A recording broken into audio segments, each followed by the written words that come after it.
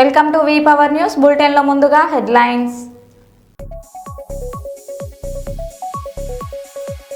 RTC బస్సులో శబరిమల వెళ్లి వచ్చిన అయ్యప్ప స్వాములకు అపూర్వ స్వాగతం పలికిన నర్సంపేట డిపో ఉద్యోగులు.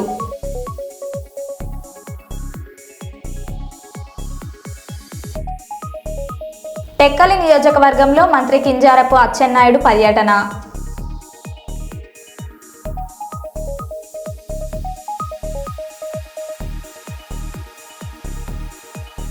విశాఖ యారాడ బీచ్లో ఒడ్డుకు చేరిన భారీ తిమింగలం.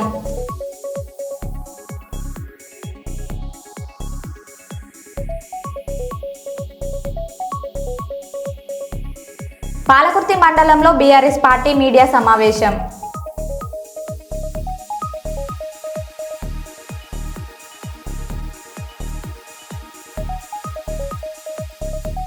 అమరావతిలో జనసేన ఎమ్మెల్యేలతో పవన్ కళ్యాణ్ భేటీలు.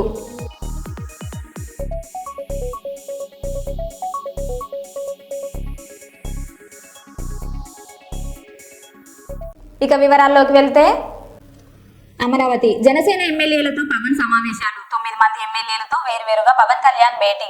నియోజకవర్గంలో అభివృద్ధి, పార్టీ కార్యక్రమాలపై చర్చ, ఎమ్మెల్యేలపై ఫిర్యాదులు, ఆరోపణలపై వివరణ కోరనున్న పవన్.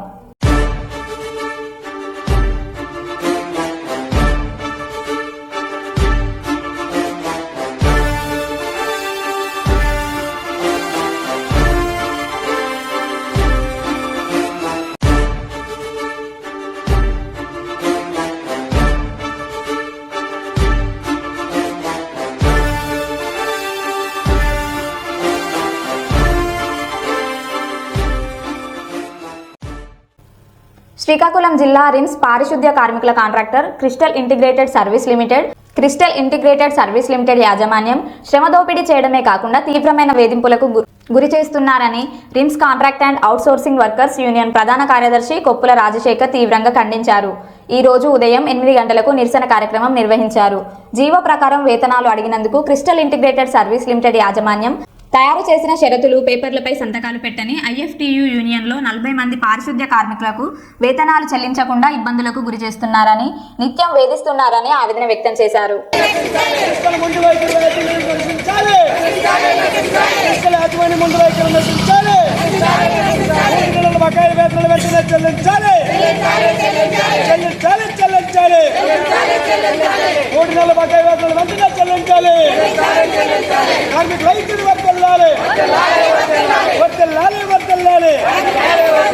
జీవో నోటు మొత్తం ప్రకారం వెంటనే జీవరాత్రులు వెంటనే చెల్లించాలి. క్రిస్టల్ యాజమాన్య విమర్శలు పూర్తిగా నశించాలి. క్రిస్టల్ యాజమాన్యం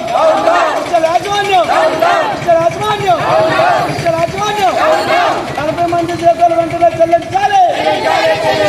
జిందాబాద్ జిందాబాద్ జిందాబాద్ జిందాబాద్.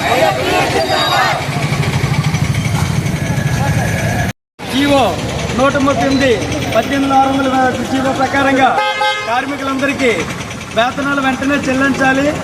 అలాగే మా యూనియన్ తరఫున ఒక 40 మంది వరకు ఎవరికి జీతాలకి పడలేదు. జీతాలు జీవో నెంబర్ 138 ప్రకారం 18 అడిగినందుకు మా అందరికీ జీతాలు నిలుపుదల చేశారు. అలాగే ఈ రిమ్స్ కాంట్రాక్ట్ యాజమాన్యం కూడా చాలా మొండివైకంగా నశిస్తుంది. మరియు వీటిని అంతా అరికట్టించాలని ఇక్కడున్న పనిచేసే ప్రతి ఒక్క సూపరింటెండెంట్ గారికి, మరి ఆర్ఓ గారికి, మరి కాలేజ్ ప్రిన్సిపల్ గారికి మరి దయచేసి అందరికీ విజ్ఞప్తి చేస్తున్నాము. అలాగే మా కార్మికులందరూ కూడా పిఎఫ్ పిఎస్ఐలు సక్రమంగా కట్టాలని, అలాగే 5వ తేదీలోపు ప్రతి ఒక్కరు కూడా వేతనాలు వెంటనే చెల్లించాలని మరీ కోరుతున్నాం. జిందాబాద్ జిందాబాద్ జిందాబాద్ జిందాబాద్.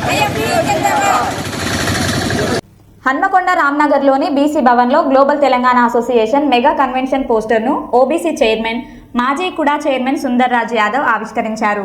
ఈ నెల 27, 28వ తేదీలలో హైదరాబాద్లో అక్షయ కన్వెన్షన్ వేదికగా global Telangana association mega convention జరగబోతుందన్నారు. ప్రపంచంలో తెలంగాణ వాళ్ళు ఎక్కడున్నా అందరినీ అనుబంధం చేసి రాబోయే రోజులలో తెలంగాణ అభివృద్ధికి జీటీఏ దోహదపడుతుందని సుందర్ రాజ్ యాదవ్ అన్నారు. తెలంగాణలో నిరుద్యోగ సమస్యను పరిష్కరించడానికి గ్లోబల్ తెలంగాణ అసోసియేషన్ ముఖ్య పాత్ర పోషిస్తుందన్నారు. హైదరాబాద్లో జరిగే మెగా కన్వెన్షన్కు హన్మకొండ జిల్లా నుండి భారీ సంఖ్యలో హాజరవుతామన్నారు. వీలైన ప్రతి ఒక్కరూ తెలంగాణ గ్లోబల్ అసోసియేషన్ మెగా కన్వెన్షన్కు హాజరవ్వాలని సుందర్ రాజ్ యాదవ్ కోరారు. హన్మకొండ జిల్లాలో జీటీఏ కన్వెన్షన్ పోస్టర్ ఆవిష్కరణ జరగడం జరిగింది.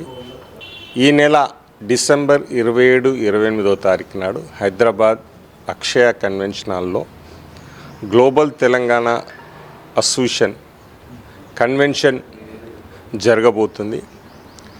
తెలంగాణలో ఉన్న తెలంగాణ ప్రజలు ప్రపంచంలో ఎక్కడున్నా వాళ్ళందరినీ తెలంగాణతో అనుబంధం చేసి రాబోయే రోజుల్లో తెలంగాణను అభివృద్ధి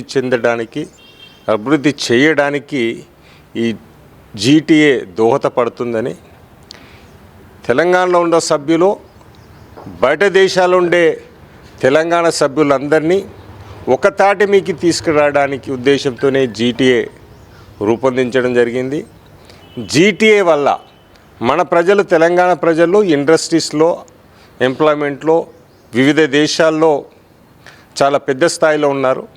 వాళ్ళందరినీ తెలంగాణ సైడ్ దృష్టి మళ్లించడానికి, మన తెలంగాణని, మన జన్మభూమిని అభివృద్ధి చెందించడానికి వాళ్ళ పాత్ర ముఖ్యంగా ఊహించడానికి. ఎందుకంటే మనకు తెలుసు ప్రతి ఊర్లో ఇప్పుడు ఒక 10 మంది నుంచి 15 మంది విదేశాల్లో ఉన్నారు.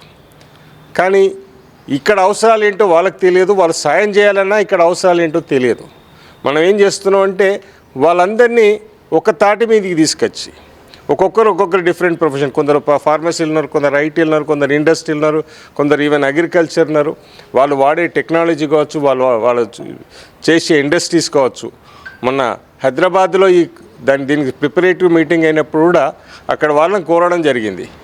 తెలంగాణ ప్రజలకు నిరుద్యోగ యువతకు ఎంప్లాయ్మెంట్ చేయగలిగితే జీటీఏ తెలంగాణ బాగుపడుతుంది. మీకు ఇండస్ట్రీస్ ఉన్నాయి, డబ్బులు ఉన్నాయి, అన్నీ ఉన్నాయి. వీలైతే ఇండస్ట్రీలు తెలంగాణలో పెట్టండి, మీ జిల్లాలలో పెట్టండి, మండలాల్లో పెట్టండి, ఊర్లలో పెట్టండి. లేదా ఇక్కడ పిల్లలు స్కిల్డ్ తయారు చేసి మీ దేశాల తీసుకెళ్ళి ఎంప్లాయ్మెంట్ క్రియేట్ చేయండి. ఎట్టి పరిస్థితుల్లో కూడా ఎంప్లాయ్మెంట్ క్రియేట్ అయితే ఈ తెలంగాణలో బాగుపడుతుంది. ఎందుకంటే మనం ఇవాళ తెలంగాణ తెచ్చుకుంది కూడా 3 నిధులు, నీళ్ళు, ఉద్యోగాలు. ఉద్యోగాలు అన్నది ముఖ్య పాత్ర పోషించింది. కాబట్టి ఇప్పటికీ తెలంగాణ యావత్తంలో నిరుద్యోగులు ఎక్కువ ఉన్నారు. కాబట్టి ఈ ప్రాబ్లంను రిజల్యూషన్ చేయడానికి జీటీఏ ముఖ్య పాత్ర పోషిస్తుందని ఆశిస్తున్నాం. ఈ కన్వెన్షన్ విజయవంతంగా హన్మకొండ జిల్లాకి వెళ్ళి పెద్ద ఎత్తున ఆ కన్వెన్షన్లో పార్టిసిపేట్ చేస్తాం. 100%గా మనం కలుసుకొని ఇవాళ తెలంగాణను అభివృద్ధి చేస్తామనే ఉద్దేశంతో దీన్ని విజయవంతం చేయవలసింది కదా. వీలైనంత వరకు తెలంగాణ ప్రజలు ఈ కన్వెన్షన్లో పార్టిసిపేట్ అయ్యి వాళ్ళ పాత్ర పోషించవలసిందిగా కోరుచున్నాను. వరంగల్ జిల్లా నర్సంపేటలోని బాలుర గిరిజన పాఠశాల కళాశాలలో జరిగిన ఘటనపై కలెక్టర్ సత్యశారద స్పందించారు. వెంటనే అధికారులను గురుకులానికి పంపించి నివేదిక ఇవ్వాలని ఆదేశించారు. దీంతో గురుకులానికి చేరుకున్న ట్రైబల్ వెల్ఫేర్ అధికారి సౌజన్య, జిల్లా కోఆర్డినేటర్ సురేందర్, పాఠశాల స్పెషల్ అధికారి రాజీవ్ కుమార్, అధికారులు గాయపడిన విద్యార్థి దీపక్ను పరామర్శించి దాడికి సంబంధించిన వివరాలను అడిగి తెలుసుకున్నారు. ఈ సందర్భంగా వారు మాట్లాడుతూ జరిగిన ఘటన పూర్తి స్థాయిలో విచారణ చేపట్టిన నివేదికను జిల్లా అధికారులకు పంపివ్వడం జరుగుతుందన్నారు. తదనంతరం ఉన్నతాధికారుల ఆదేశాల మేరకు ఉపాధ్యాయులపై చర్యలు తీసుకోనున్నట్లు వీరు తెలిపారు.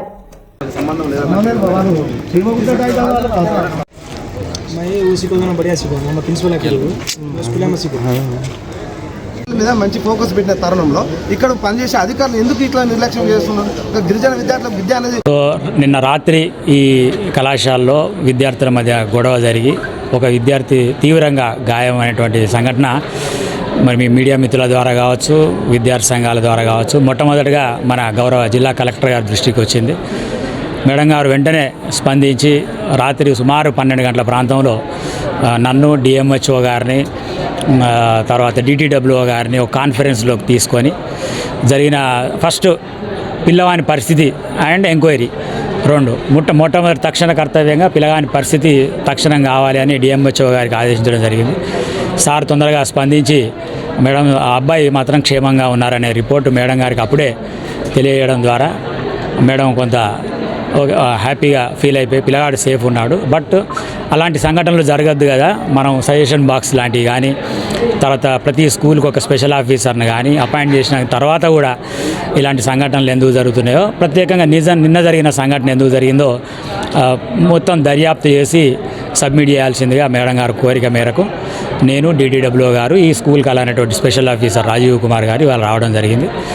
వచ్చిన తర్వాత బాధిత విద్యార్థులను మరి అటాక్ చేసినటువంటి విద్యార్థులను నిన్న night watchman, night duty teacher, తర్వాత హౌస్ మాస్టర్స్ యొక్క వాళ్ళ రిపోర్ట్స్ తీసుకోవడం జరిగింది. అట్లాగే వాటన్నింటినీ సమప్ చేసి ఇవాళ సాయంత్రంలోగా గౌరవ కలెక్టర్ గారికి మా ఉన్నతాధికారుల దృష్టికి రిపోర్ట్ సబ్మిట్ చేస్తాం. తర్వాత ఉన్నతాధికారుల యొక్క ఆదేశాల మేరకు ఎంప్లాయీస్ పైన కానీ విద్యార్థుల పైన కానీ వారు తీసుకునేటువంటి నిర్ణయాన్ని బట్టి చర్య. నన్నయ్య యూనివర్సిటీలో జనసేన కార్యకర్తల ఆందోళన. ఎమ్మెల్యే బత్తుల బలరామకృష్ణ భార్యను VCPA నెట్టేశారని ఆరోపిస్తున్న జనసేన కార్యకర్తలు అందరి ఎమ్మెల్యేల ఫ్లెక్సీ యూనివర్సిటీలు ఏర్పాటు చేసి తన సొంత నియోజకవర్గంలో తన ఫ్లెక్సీ తొలగించడంపై ఆందోళన వ్యక్తం చేస్తున్న జనసేన ఎమ్మెల్యే బలరామకృష్ణ. జనసేన ఎమ్మెల్యే కార్యకర్తలను VC కార్యాలయంలోనికి వెళ్లనీయకుండా అడ్డుకున్న పోలీసులు. VC ఆఫీసు వద్ద డౌన్ అంటూ ఆందోళనకు దిగిన జనసేన కార్యకర్తలు. యూనివర్సిటీ నారా లోకేష్ పర్యటన సందర్భంగా చోటు చేసుకున్న ఘటన.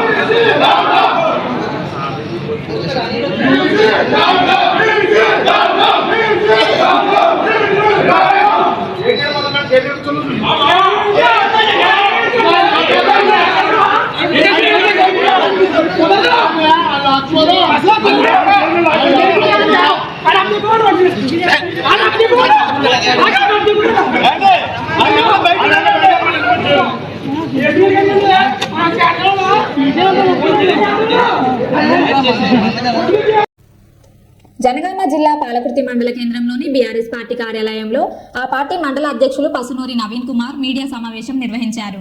బీఆర్ఎస్ బలపరిచిన సర్పంచ్ అభ్యర్థులను గెలిపించిన ప్రజలకు ధన్యవాదాలు తెలిపారు.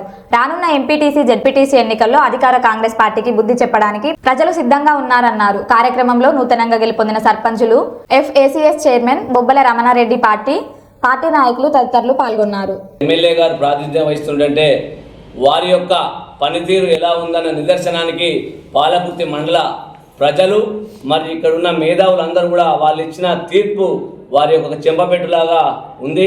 ఎందుకంటే మండలంలోని 38 గ్రామ పంచాయతీల్లో సుమారుగా సగానికి సగం 17 గ్రామ పంచాయతీలు టీఆర్ఎస్, 17 గ్రామ పంచాయతీలు కాంగ్రెస్ గెలుచుకునే స్థాయికి సమాన స్థాయిలో వచ్చిందంటే వాళ్ళ పనితీరు, ఎమ్మెల్యే పనితీరు ఎలా ఉంది, రేవంత్ రెడ్డి గారి ప్రభుత్వ పనితీరు ఎలా ఉంది, అలాగే మన ఓడిపోయిన దయాకర్ రావు గారు కావాలని మరియు కేసీఆర్ రావాలనే ఆలోచనతో కూలంకుషంగా కుండ బద్దలు కొట్టినట్టు పాలకుర్తి మండల ప్రజలు మరియు పాలకుర్తి పట్టణ ప్రజలు కూడా కూలంకుషంగా మంచి తీర్పు ఇచ్చిండ్రు. వారందరూ కూడా పేరు పేరున పాలకుర్తి మండలం ఉన్న విఘ్నులకు, మేధావులకు, పాలకుర్తి ఓటర్ మహిళలకు అందరికీ బీఆర్ఎస్ పార్టీకి దయాకర్ రావు కావాలి, కేసీఆర్ కావాలని అందరూ కూడా చేతులెత్తి ఒక్కసారి అందరు కూడా నమస్కారం తెలియజేసుకుంటూ ఈ తీర్పుతోటి కావాలని కాంగ్రెస్ పార్టీ చేస్తున్న అరాచకాలు రాష్ట్రంలో మరియు ఈ నియోజకవర్గ కేంద్రంలో ఈరోజు జరుగుతున్న 38 గ్రామ పంచాయతీలో ఎలక్షన్లు జరిగితే సుమారుగా 2 గ్రామ పంచాయతీలు యునానిమస్ కాగా 17 గ్రామ పంచాయతీలు 34 మాత్రమే 35 ఇళ్లలో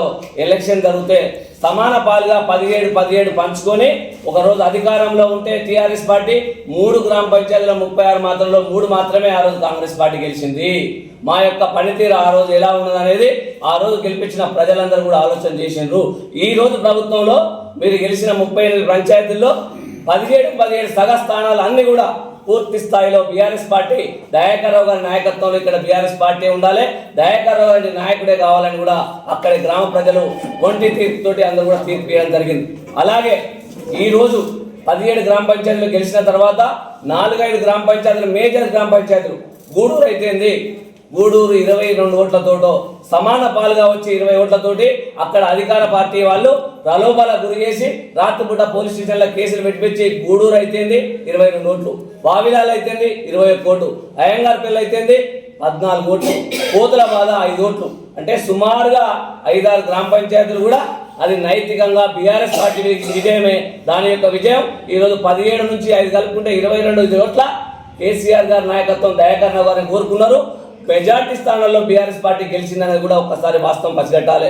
ఈరోజు పాలకుర్తి నియోజకవర్గ కేంద్రం, పట్టణ కేంద్రం పాలకుర్తి రాష్ట్రంలోనే మొదటి స్థానంలో ఆ రోజు దయాకర్ రావు గారు ఏ రకంగా అభివృద్ధి చేసిండో ఆ యొక్క అభివృద్ధిని చూసి పాలకుర్తి పట్టణ ప్రజలందరూ కూడా దయాకర్ రావు గారు చేసిన ఈ గుడులు బడులు పాలకుర్తికి చేసిన సేవలకు గుర్తుంచి ఈరోజు పాలకుర్తి ప్రజలు మా యొక్క విజయమ్మ గారిని ఈరోజు పాలకుర్తి పట్టణానికి సర్పంచ్గా ఎన్నుకున్నారంటే దయాకర్ రావు గారి అభివృద్ధి కృషి, పార్టీ బీఆర్ఎస్ పార్టీ కార్యకర్తల కృషితో అందరం కూడా ఈరోజు గెలవడం జరిగింది నియోజకవర్గ కేంద్రంలో. అంటే సుమారుగా ఇక్కడ 46 నుంచి 49 వేల ఓట్లు ఉంటే 46 వేల ఓట్లు పోలైతే 21,270 ఓట్లు టీఆర్ఎస్ పార్టీకి దక్కడం జరిగింది. ఇది చరిత్ర సృష్టించే విధంగా ఈరోజు బీఆర్ఎస్ పార్టీ కార్యకర్తలందరూ కూడా కష్టపడ్డారు. అలాగే ఈరోజు కాంగ్రెస్ పార్టీ కార్యకర్తలు వాళ్ళు చేసిన దానికి 21,000 ఓట్లు మాత్రమే వచ్చినాయి. మేము ఇప్పుడు మండలంలో ఒక దాదాపు సుమారుగా మెజార్టీగా ఈరోజు బీఆర్ఎస్ పార్టీ వచ్చిందంటే అది దయాకర్ రావు గారి కృషితోటి కష్టంతో చేసిందని ఈ సందర్భంగా మనం చేస్తున్నాం. అలాగే స్థానిక సంస్థల్లో 2023లో ఎమ్మెల్యే ఎలక్షన్లు వచ్చినప్పుడు మాకు ఈ మండల కేంద్రంలో మొత్తం కలిసి ఇక్కడ పోలైన ఓట్లు 49% అంటే అప్పుడు 45 సుమారుగా 46,000 ఓట్లు, దాంట్లో 51,000 ఓట్లు ఉంటే పోలైన 45,000 అయితే 7,500 ఓట్లు కాంగ్రెస్ పార్టీ అప్పుడు మెజార్టీలో ఉన్నది.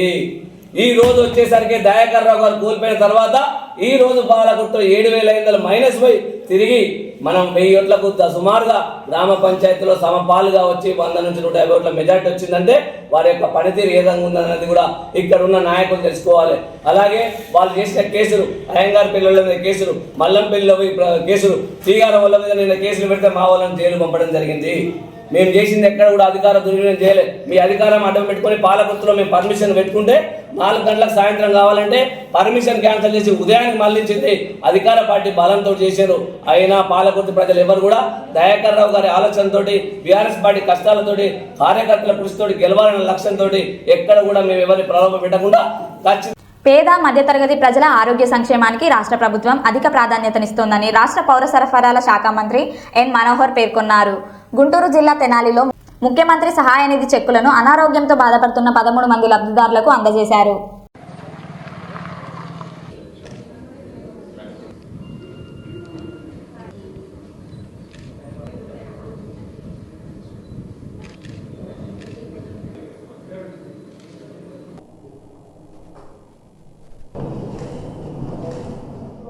అనుకోకుండా వైద్యం కోసం ఇంత భారీ ఎత్తున ఖర్చు అయినప్పుడు నిజంగా ఈరోజు మా కూటమి ప్రభుత్వంలో గౌరవ ముఖ్యమంత్రి గారు చంద్రబాబు నాయుడు గారు చొరవ చూపించి రాష్ట్ర వ్యాప్తంగా ప్రతి కుటుంబాన్ని ఆదుకునే విధంగా ఒక అద్భుతమైన కార్యక్రమం చేస్తున్నాం. తెనాలి నియోజకవర్గంలో ప్రత్యేకంగా ఇప్పటివరకు దాదాపు 3,60,00,000 రూపాయలు మనం ఆర్థిక సహాయం ఈ ముఖ్యమంత్రి గారి సహాయ నిధి నుంచి అందించగలిగాం. ప్రతి వారం ఈ కార్యక్రమం ప్రజలకి అంకితం చేస్తూ అట్ ద సేమ్ టైం ఇది ప్రాసెసింగ్లో కూడా ఎక్కడ పొరపాట్లు జరగకుండా పారదర్శకంగా జరగాలనే ఒక తపనతోటి ఈ రోజు వరకు 317 మందికి మన నియోజకవర్గంలో గత సంవత్సరం అందించి వాళ్ళకి అందించడం జరిగింది. జైపూర్ మండలంలోని నర్వ గ్రామ పంచాయతీ కాంగ్రెస్ పార్టీ బలపరిచిన సర్పంచ్ ఆగిడి స్రవంతి లింగన్న గారిని భారీ మెజారిటీతో గెలిపించిన నర్వ గ్రామ ప్రజలకి పేరు పేరున ధన్యవాదాలు తెలుపుతూ గడప గడపకి పాదాభివందనాలు తెలిపిన నర్వ గ్రామ పంచాయతీ నూతన సర్పంచ్ ఆగిడి స్రవంతి లింగన్న గారు.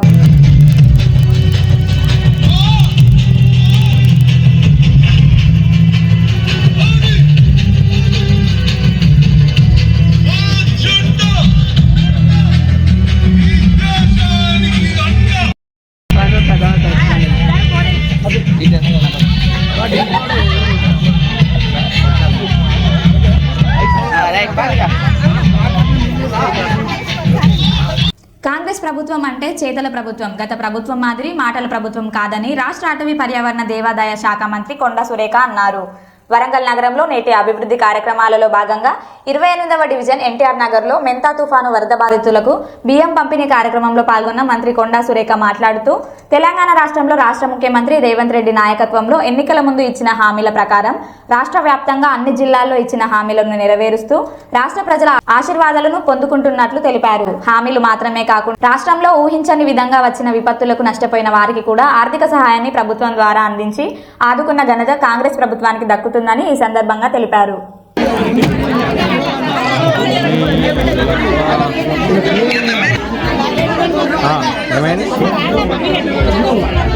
కొట్టించండా తీసుకున్నాడు.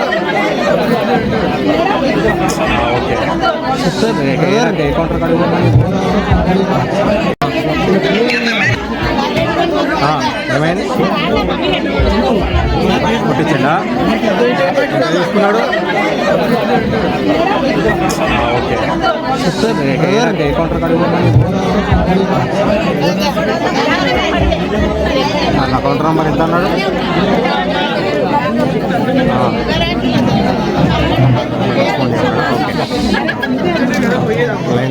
లాస్ట్ ఇయర్ వరదలు వచ్చినప్పుడు కూడా మనం 10,000 రూపాయలు ఇస్తా అని చెప్పి అనుకున్నట్టే 10,000 రూపాయలు ఇచ్చాము.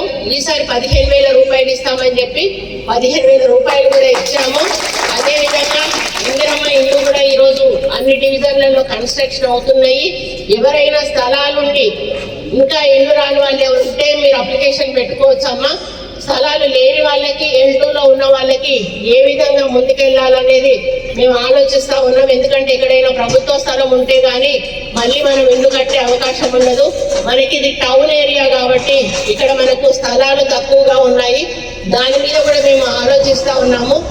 అస్సలు స్థలాలు లేని వాళ్ళకు కూడా ఇల్లు ఇవ్వాల్సిన బాధ్యత మా మీద ఉంది. కాబట్టి మరి ముఖ్యమంత్రి గారి నోటీసులు తీసుకెళ్లి అవి ఏ విధంగా ముందుకెళ్లాలనేది కూడా ఒక నిర్ణయం తీసుకొని ఆ దిశగా మేము స్థలం లేని వాళ్ళకు కూడా ఇల్లు ఇచ్చే కార్యక్రమం చేస్తాము. స్థలం ఉన్న వాళ్ళు వెంటనే, మీరు రాని వాళ్ళు ఎవరైనా ఉన్నా కూడా మీ కన్సర్న్ ఇక్కడ మీ కార్పొరేటర్లు అని కానీ డివిజన్ అధ్యక్షులని కానీ అప్రోచ్ అవ్వండి. వాళ్ళు మా దృష్టికి తీసుకొస్తారు, మేము శాంక్షన్ ఇస్తాము. ఇది కంటిన్యూస్ ప్రాసెస్ అమ్మ. ఈ సంవత్సరం వచ్చి ఆగిపోతారని కాదు. నెక్స్ట్ ఇయర్ మళ్ళీ 3,500 వస్తాయి, నెక్స్ట్ ఇయర్ 3,500 వస్తాయి. ఇంకా 3 సంవత్సరాలు ఉన్నాయి. 3 సంవత్సరాలలో మొత్తం 10,500 ఇళ్ళు ఇంకా మనకు వస్తాయి. ఇప్పటికి 3,500 వచ్చాయి.